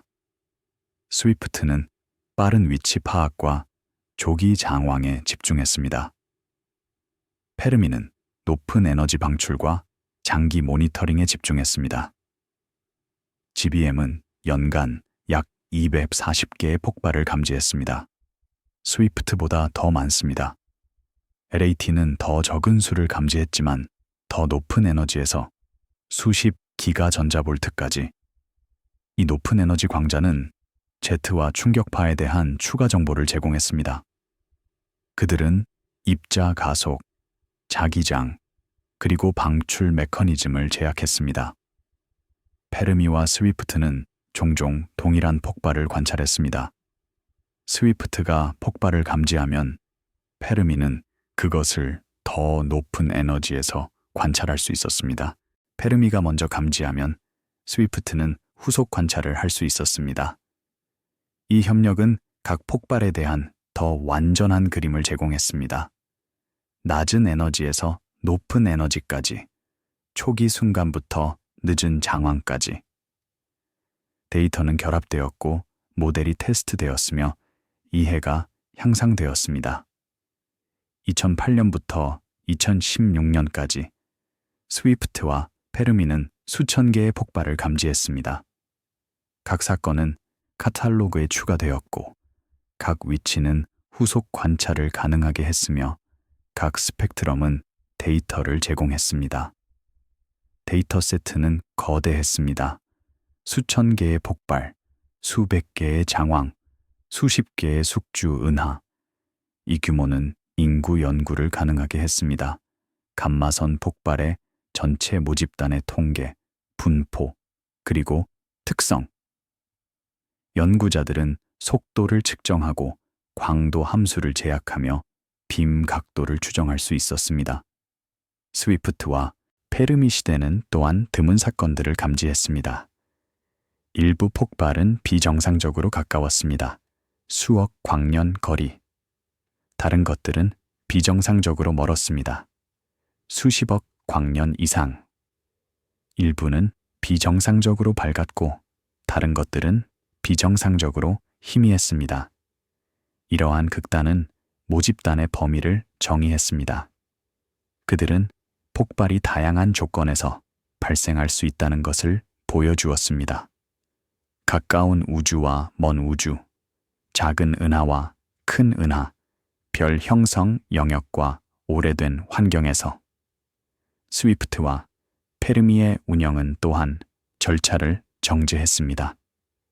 자동 경보는 더 빨라졌고 위치 정확도는 향상되었으며 후속 관찰은 더 효율적인 되었습니다. 지상 망원경은 자동으로 응답하는 법을 배웠습니다. 경보를 받고 표적을 획득하며 폭발 후 몇 분 내에 관찰을 시작했습니다. 이 속도는 초기 장황을 포착하는 데 중요했습니다. 첫 몇 분과 몇 시간. 초기 데이터는 Z, 충격파, 그리고 주변 매질에 대한 정보를 제공했습니다. 그것은 모델을 테스트하고 예측을 검증하며 이해를 향상시켰습니다. 2016년까지 감마선 폭발 연구는 성숙했습니다. 수천 개의 폭발이 탐지되었고 수백 개의 장황이 위치되었으며 수십 개의 숙주 은하가 연구되었습니다. 긴 폭발은 무거운 별 붕괴와 확고하게 연결되었고 짧은 폭발은 오래된 별 인구와 연관되었습니다. 에너지, 빔 각도, 그리고 환경이 특성화되었습니다. 모델들이 테스트되었고 예측이 검증되었으며 분야가 발전했습니다. 그러나 한 가지 주요 질문이 남아 있었습니다. 짧은 폭발과 이진 중성자별 충돌 사이의 직접적인 연결. 그 답은 곧 올 것입니다. 다른 메신저, 중력파에서 스위프트와 페르미, 시대는 또한 감마선 폭발의 복잡성을 드러났습니다. 폭발들은 단순하지 않았습니다. 단일 플래시와 단순한 희미해짐이 아닙니다. 그들은 구조화되었습니다. 여러 피크, 플레어, 희미해지는 속도의 변화. 이 복잡성은 중앙 엔진이 단순하지 않다는 것을 반영했습니다. 블랙홀이나 중성자별이 형성된 후 그것은 물질을 계속 끌어당기고 자기장을 생성하며 제트를 발사했습니다. 이 과정은 순간 죽이지 않았습니다. 그것은 몇 초, 몇 분, 또는 심지어 몇 시간 동안 지속될 수 있었습니다. 제트는 꾸준하지 않았습니다. 그것은 변동했고 펄스되었으며 때로는 재시작되었습니다. 이 행동은 관찰된 복잡성을 생성했습니다. 스위프트 데이터는 또한 Z의 구조를 예약했습니다. Z는 균일하지 않았습니다. 그들은 중심 핵심과 더 넓은 외부 영역을 가지고 있었습니다. 핵심은 더 빠르고 더 밝았으며 외부 영역은 느리고 더 희미했습니다. 이 구조는 관찰된 장황의 다양성을 설명했습니다. 만약 관찰자가 핵심을 직접 보면 장황은 밝고 빠르게 희미해졌습니다. 만약 관찰자가 Z 가장자리를 보면 장황은 희미하고 천천히 희미해졌습니다. 이 효과는 오프축 관찰이라고 불렸고 그것은 나중에 중요해질 것입니다. 페르미 데이터는 높은 에너지 방출을 예약했습니다. 일부 폭발은 수기가전자볼트의 광자를 방출했습니다. 낮은 에너지 감마선보다 100만 배 더 높습니다. 이 높은 에너지 광자는 입자 가속에 대한 정보를 제공했습니다. 그들은 입자들이 매우 높은 에너지, 테라전자 볼트 또는 그 이상로 가속될 수 있다는 것을 보여주었습니다. 이 가속은 강한 자기장과 효율적인 충격파를 필요로 했습니다. 페르미 데이터는 이러한 조건을 제약했고 모델을 테스트했으며 이해를 향상시켰습니다. 스위프트와 페르미는 또한 협력하여 개별 사례를 연구했습니다.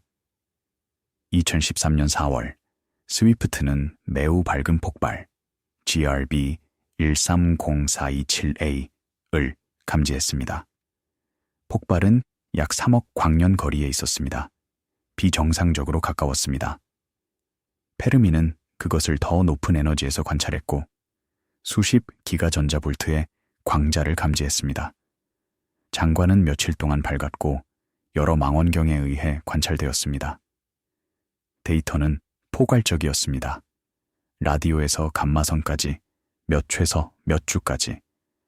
이 사례는 다중파장 연구가 무엇을 성취할 수 있는지를 보여주었습니다. Z, 충격파, 주변 매질의 완전한 특성화. 2016년까지 스위프트는 약 1000개의 폭발을 감지했고 페르미는 약 2400개를 감지했습니다. 데이터 세트는 방대했습니다.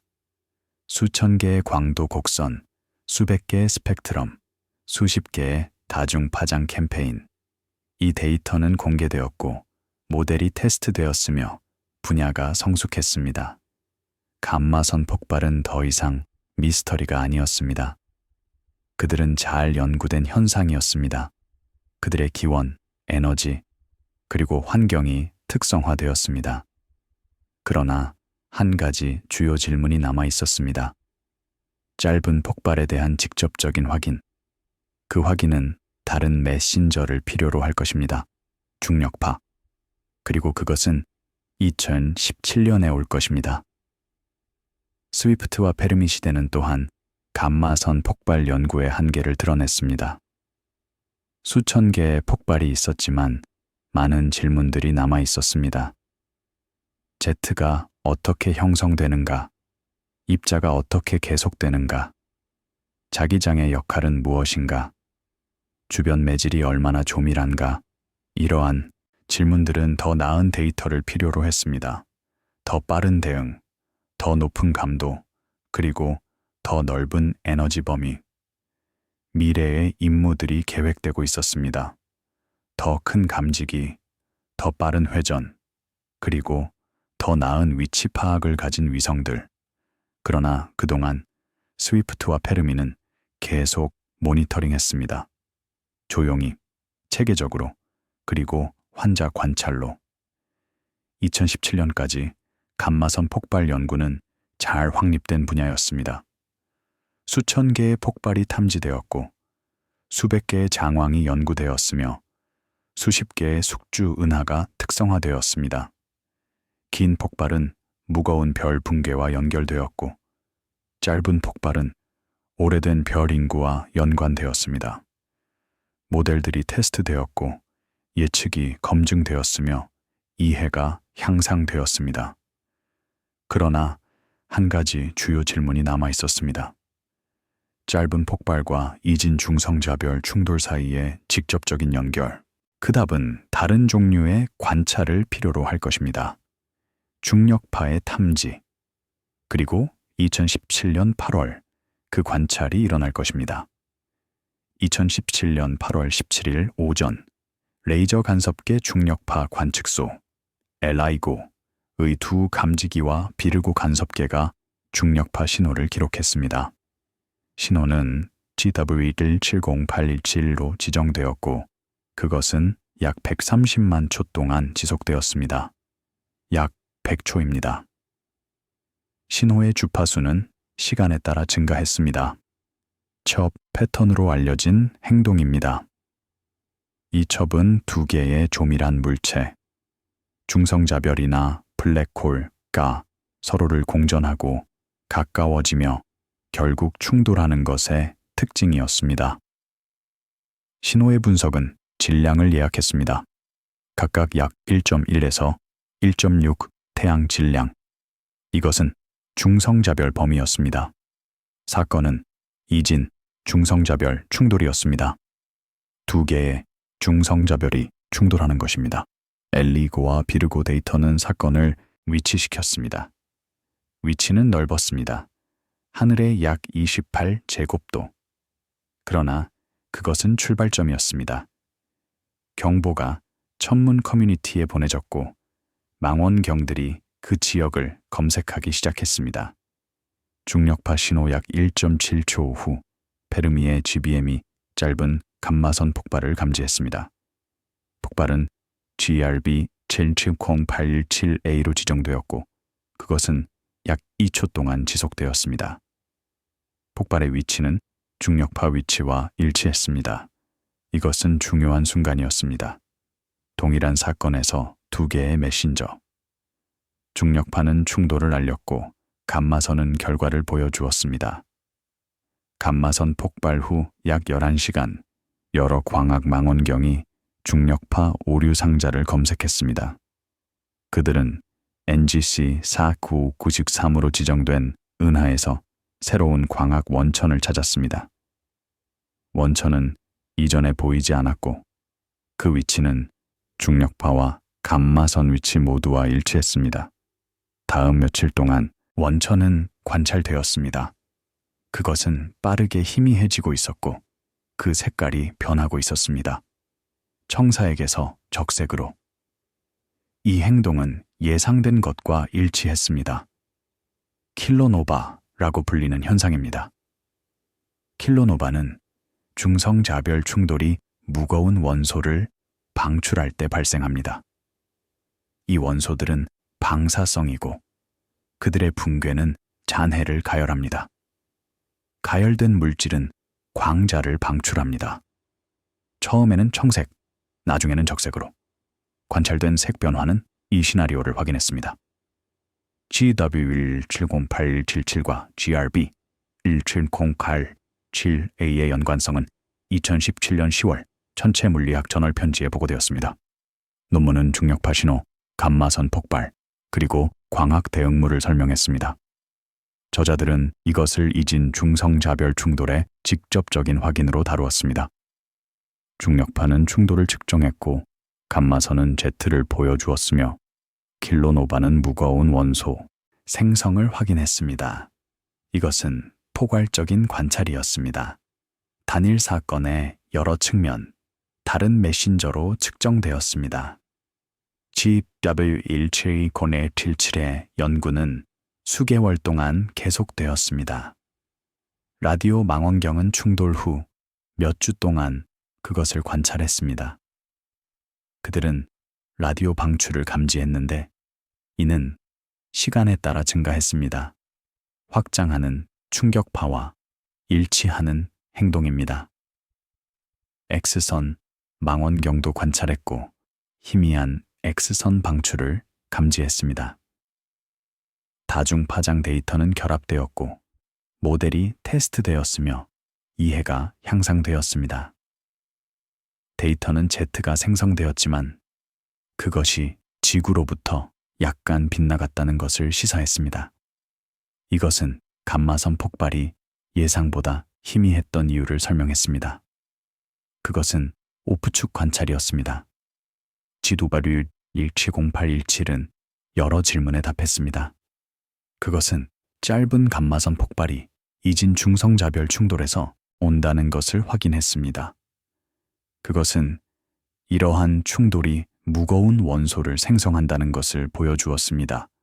금, 백금, 그리고 다른 중원소들. 그것은 Z가 오프축에서 관찰될 수 있다는 것을 입증했습니다. 그것은 중력파와 전자기 방출 사이의 시간 지연을 측정했습니다. 약 1.7초. 이 지연은 Z 형성 시간을 제약했습니다. 충돌이 블랙홀을 형성하고 원반을 생성하며 Z를 발사하는 데 걸리는 시간입니다. GW170817은 또한 새로운 질문을 제기했습니다. 모든 이진 중성자별 충돌이 Z를 생성하는가? 모든 Z가 대기를 뚫고 나가는가? 모든 탈출한 Z가 감마선을 생성하는가? 이러한 질문들은 더 많은 관찰을 필요로 했습니다. 더 많은 중력파 탐지, 더 많은 감마선 폭발, 그리고 더 많은 킬로노바. 리아이고와 비르고는 계속 모니터링했고 페르미와 스위프트는 계속 감지했으며 광학 망원경은 계속 검색했습니다. 다음 탐지는 2019년에 올 것이고 다음은 2020년에 그리고 계속될 것입니다. 각 사건은 데이터를 추가하고 이해를 향상시키며 새로운 질문을 제기할 것입니다. GW170817 후 몇 년 동안 엘리고와 비르고는 더 많은 중력파 사건을 감지했습니다.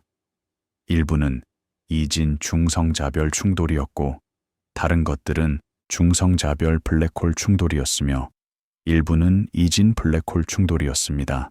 각 사건은 분석되었고 각 위치는 전자기 대응물을 검색했으며 각 탐지는 이해를 향상시켰습니다. 그러나 GW170817은 독특하게 남아 있었습니다. 강력한 전자기 대응물을 가진 유일한 이진 중성자별 충돌. 다른 사건들은 너무 멀었거나 너무 희미했거나 또는 잘못된 각도에 있었습니다. GW170817은 운이 좋았습니다. 가까운 거리 좋은 위치 파악, 그리고 유리한 각도. 이러한 조건들의 조합은 드물었고 그것은 사건을 특별하게 만들었습니다. 2019년과 2023년 사이에 라이고와 비르고는 약 90개의 중력파 사건을 감지했습니다. 이들 중 소수만이 중성자별을 포함했고 그들 중 어느 것도 GW170817만큼 명확한 전자기 대응물을 가지고 있지 않았습니다. 이것은 도전을 보여주었습니다. 중력파 탐지는 비교적 흔했지만 전자기 대응물은 드물었습니다. 대부분의 사건들은 너무 멀었거나 너무 희미했거나 또는 잘못 정렬되었습니다. 그러나 각 탐지는 여전히 유용했습니다. 중력파 데이터는 질량, 스핀, 그리고 거리를 예약했습니다. 이 정보는 전자기 대응물이 없어도 가치가 있었습니다. 2025년 7월 2일 페르미의 GBM은 비정상적인 감마선 폭발을 감지했습니다. 폭발은 GRB 2.0-70EB로 지정되었고 그것은 매우 길었습니다. 약 11.km 동안 지속되었습니다. 이것은 약 3.2시간입니다. 대부분의 폭발보다 훨씬 더 길었습니다. 폭발은 단일 사건이 아니었습니다.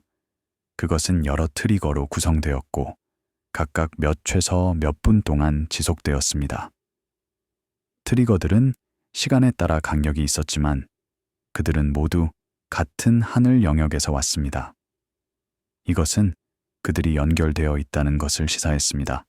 같은 원천에 반복된 방출입니다. GRB 250709B는 여러 이유로 주목할 만했습니다. 첫째, 그것의 지속 시간이었습니다. 대부분의 긴 폭발은 몇 초에서 몇 분 동안 지속됩니다. GRB 2010B는 몇 시간 동안 지속되었습니다. 대부분의 폭발보다 100배 더 길었습니다. 둘째, 그것의 구조였습니다. 폭발은 단일 피크가 아니라 여러 피크로 구성되었습니다.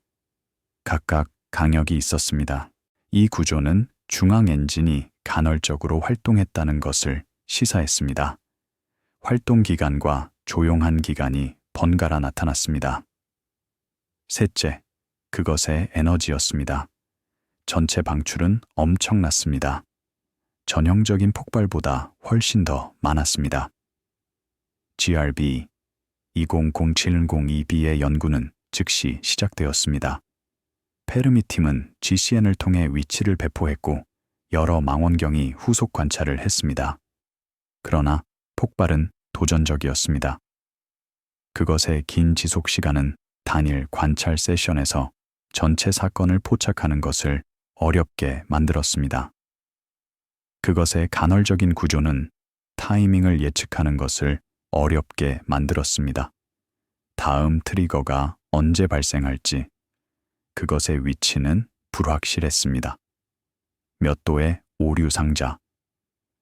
이러한 도전들에도 불구하고 데이터가 수집되었습니다. X선 망원경은 희미한 원천을 감지했고, 광학 망원경은 후보 숙주를 찾았으며, 라디오 망원경은 장기 방출을 모니터링했습니다. GRB 250702B의 분석은 여러 달 동안 계속되었습니다.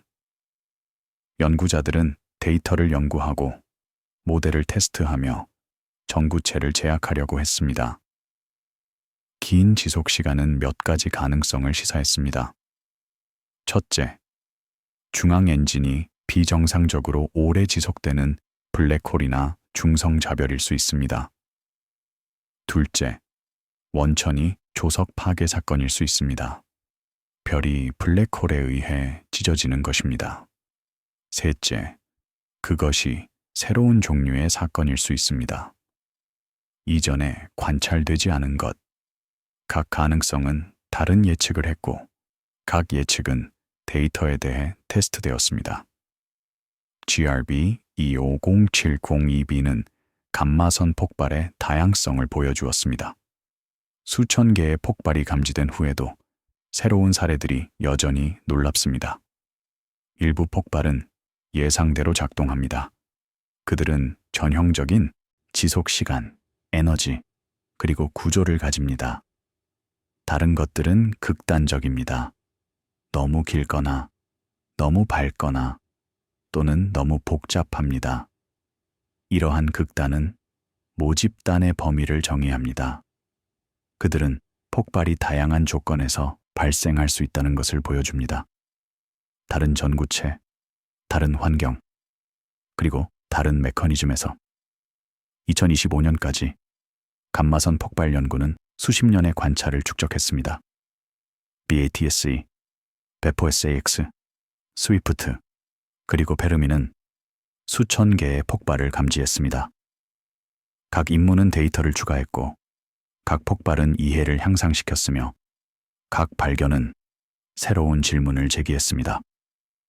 분야는 통계 연구에서 세부적인 사례 연구로, 단일 메신저 관찰에서 다중 메신저 캠페인으로, 미스터리에서 특성화로 이동했습니다. 그러나 여전히 많은 것이 알려지지 않았습니다. Z가 어떻게 형성되는가? 입자가 어떻게 계속되는가? 자기장의 역할은 무엇인가? 이러한 질문들은 계속 연구를 이끌어가고 미래의 임무를 동기부여하며 조용한 조사를 유지합니다. 감마선 폭발의 연구는 환자 관찰의 연습입니다. 폭발들은 짧습니다. 몇 초에서 몇 시간까지. 그러나 그들의 분석은 수년이 걸립니다. 각 사건은 기록되고, 각 측정은 보정되며, 각 결과는 확인됩니다. 데이터는 아카이브에 저장되고, 모델이 테스트되며 이해가 향상됩니다. 이 과정은 빠르지 않지만 철저합니다. 그것은 확실성을 구축합니다. 한 번에 하나의 관찰식, 한 번에 하나의 폭발식, 한 번에 하나의 발견식. 우주는 조용히 말합니다. 감마선은 눈에 보이지 않고, 중력파는 들리지 않으며, 장황은 빠르게 희미해집니다. 그러나 계측기는 듣습니다. 그들은 관찰하고, 측정하며, 기록합니다. 그들은 짧은 신호를 먼 사건으로 변환하고, 희미한 빛을 우주론적 현상으로 변환하며, 환자 데이터를 이해로 변환합니다. 이것은 조용한 작업입니다. 그것은 극적이지 않지만 필수적입니다. 그것은 우주가 어떻게 작동하는지, 에너지가 어떻게 저장되고 방출되며 측정되는지를 보여줍니다. 앞으로의 수십 년은 더 많은 탐지를 가져올 것입니다. LIGO와 비르고는 업그레이드 될 것이고, 새로운 중력파 감지기가 건설될 것이며, 더 민감한 감마선 관측소가 발사될 것입니다. 각 개선은 더 많은 폭발을 가능하게 하고, 더 나은 위치 파악을 가능하게 하며, 더 빠른 후속 관찰을 가능하게 할 것입니다. 데이터는 축적될 것이고, 모델이 개선될 것이며, 이해가 향상될 것입니다. 그러나 기본 접근 방식은 동일하게 유지될 것입니다. 환자 관찰, 신중한 측정, 그리고 조용한 분석. 감마선 폭발은 우주의 규모에 대한 교훈입니다. 그들은 에너지가 수백만 년 동안 저장되고 몇 초 만에 방출될 수 있다는 것을 보여줍니다. 그들은 빛이 수십억 년 동안 여행하고 여전히 측정될 수 있다는 것을 보여줍니다. 그들은 우주가 역동적이고 격렬하며 측정 가능하다는 것을 보여줍니다. 이 교훈들은 드라마틱하지 않습니다. 그들은 조용합니다. 데이터, 측정, 그리고 환자 축적에 내재되어 있습니다. 그러나 그들은 깊습니다. 그들은 우주가 어떻게 작동하는지, 그리고 우리가 어떻게 그것을 알 수 있는지를 보여줍니다. 밤하늘은 여전히 조용합니다. 별들은 빛나고, 은하들은 선호하며, 우주는 팽창합니다. 그러나 궤도의 계측기들은 듣습니다. 그들은 짧은 신호를 기다리고, 희미한 빛을 측정하며 먼 사건을 기록합니다. 그들은 조용히 작동합니다. 자동으로, 지속적으로, 그리고 환자적으로. 그들은 폭발을 감지하고 위치를 배포하며 데이터를 저장합니다. 그들은 40년 동안 이것을 해왔고, 그들은 계속할 것입니다. 조용히, 체계적으로, 그리고 기다리는 우주를 위해. 그래서 모든 것이 시작되는 어둠 속에서 조사는 계속됩니다. 폭발들은 짧고, 데이터는 환자이며, 이해는 조용히 성장합니다. 우주는 말하고, 계측기는 듣고, 연구자들은 분석합니다. 이것은 천문학의 리듬입니다. 관찰, 측정, 그리고 점진적인 이해. 그것은 빠르지 않지만 신뢰할 수 있습니다. 그것은 극적이지 않지만 효과적입니다.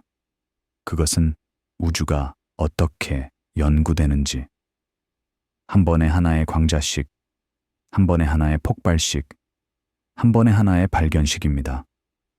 밤은 계속됩니다. 별들은 여전히 빛나고, 은하들은 여전히 선회하며, 폭발들은 여전히 발생합니다.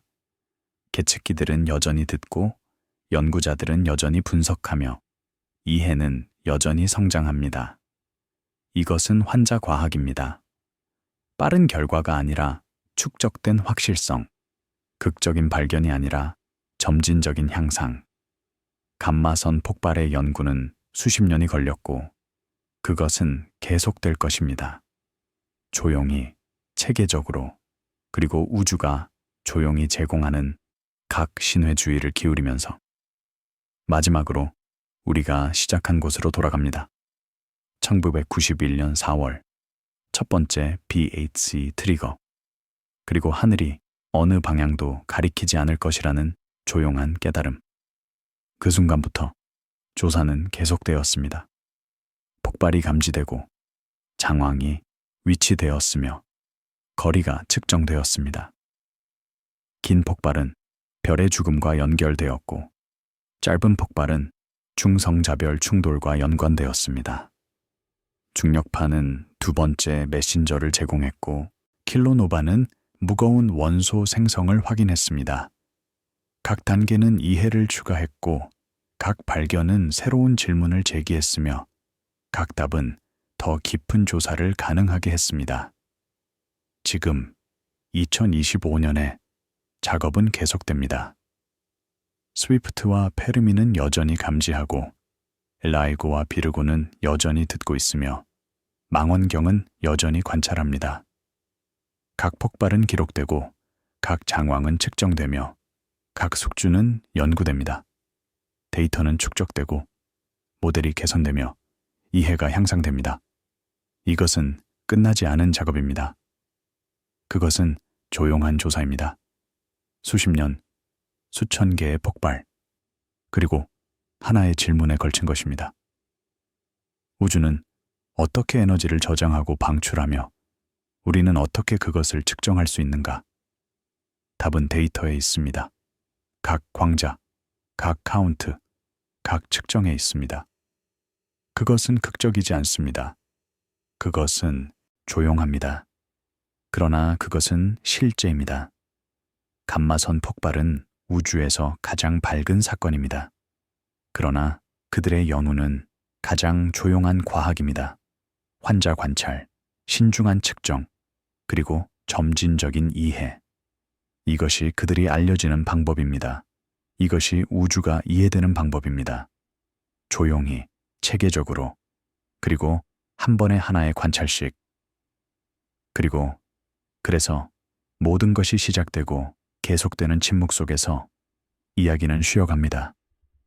폭발들은 올 것이고, 계측기는 듣고, 데이터는 축적될 것입니다. 조사는 계속됩니다. 끝나지 않고 멈추지 않으며 단지 환자적으로 펼쳐질 뿐입니다. 이것이 과학입니다. 이것이 이해입니다. 이것이 우주가 조용히 말하는 방법이고 우리가 조용히 듣는 방법입니다. 편안히 주무시고 부드럽게 꿈꾸세요. 안녕히 주무세요.